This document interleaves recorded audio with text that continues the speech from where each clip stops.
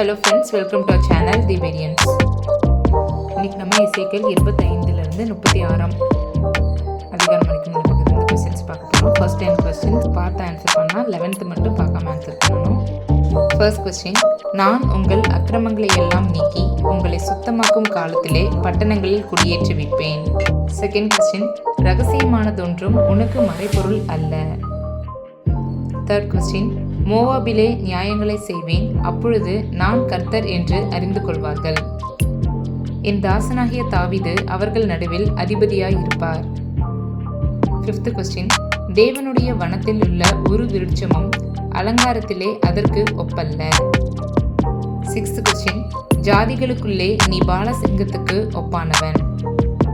Seventh question, நான் துன்மார்க்கனுடைய மரணத்தை விரும்பாமல் துன்மார்க்கன் தன் வழியை விட்டு திரும்பி பிழைப்பதையே விரும்புகிறேன். எய்த் கொஸ்டின், ஜீவனுள்ளோருடைய தேசத்திலோ மகிமை விளங்க செய்வேன். நைன்த் கொஸ்டின், அவர்கள் நடுவிலே தாராளமாய் பேசும் வாயை உனக்கு கட்டளையிடுவேன்.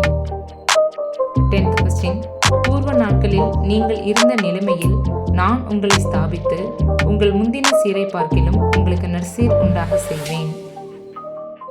நெக்ஸ்ட் நம்மளோட ஃபைனல் 11th ஸ்பெஷல் கொஸ்டின், யார் தன்னை பூரண சௌந்தரியவதி என்றது?